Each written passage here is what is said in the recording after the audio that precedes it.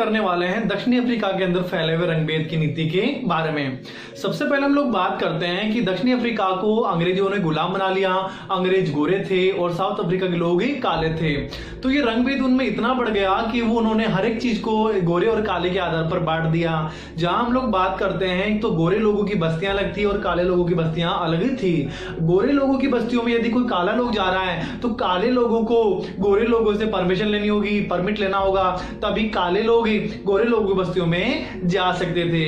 यहां तक कि हम लोग बात करते हैं उनके घर है, कॉलेज है, स्कूल है, बसेज हैं, सभी अलग अलग थे। गोरे लोगों के अलग है और काले लोगों के अलग है। यहां तक कि समुद्र के जो बीच वगैरह होते हैं वो भी काले लोगों के बीच अलग हुआ करते थे और गोरे लोगों के बीच भी अलग हुआ करते थे। तो दक्षिणी अफ्रीका के अंदर ये गोरे काले का भेद इतना व्यापक पैमाने पर फैला हुआ था कि लोगों की संकीर्ण सोच इतनी बढ़ चुकी थी कि काले लोगों ने पूरी तरह से गुलाम समझ लिया। किसको? काले लोगों को। मतलब गोरे लोगों का लगातार वहां पर प्रभाव बढ़ता गया। यहां तक कि यदि गोरे लोग यदि अत्याचार कर रहे हैं तो उस अत्याचार का मुकाबला या उसका प्रतिरोध भी काले लोग नहीं कर सकते थे। यदि कोई अगर प्रतिरोध कर रहा है तो उस काले लोग को या तो जेल में डाल दिया जाता था या फिर उसको मार दिया जाता था। हम लोग बात करते हैं इसी रूप में नेल्सन जो मंडेला थे, जिन्होंने ये रंगभेद की नीति के खिलाफ आवाज उठाई, उनको भी कई बार जेल में जाना पड़ा।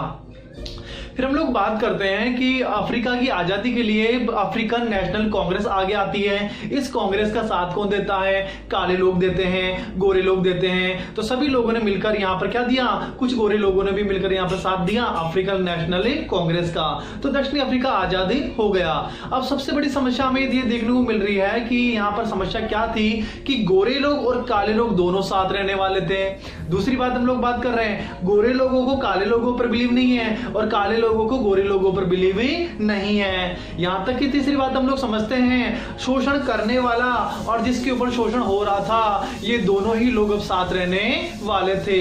यहां तक कि हम लोग परिस्थितियों की बात करते हैं तो गोरे लोगों को ये डर था कि काले लोग अपने अत्याचारों का बदला अब हमसे लेने वाले हैं। इसके अलावा गोरे लोगों को ये डर लगने लग गया कहीं समाज यदि इक्वल हो गया तो गोरे लोगों की संपत्ति छीन ली जाएगी और कौन छीनेगा? काले लोग। तो इसी प्रकार की भावना किसके पास में थी? काले लोगों के पास में। काले लोग सोच रहे थे संविधान के अंदर यदि गोरे लोग भी हमारा साथ देंगे, क्या पता ये हमें वापस से गुलाम नहीं बना ले, क्या पता ये हमारे ऊपर वापस से शासन नहीं कर ले, हमारे ऊपर अत्याचार या शोषण नहीं कर ले।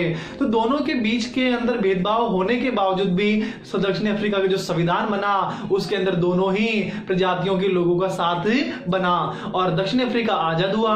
और आजाद होने के बाद में वहां पर लोकतंत्र को लाया गया और लोकतंत्र को लाने में नेल्सन मंडेला जो थे उनका बहुत बड़ा योगदान भी रहा।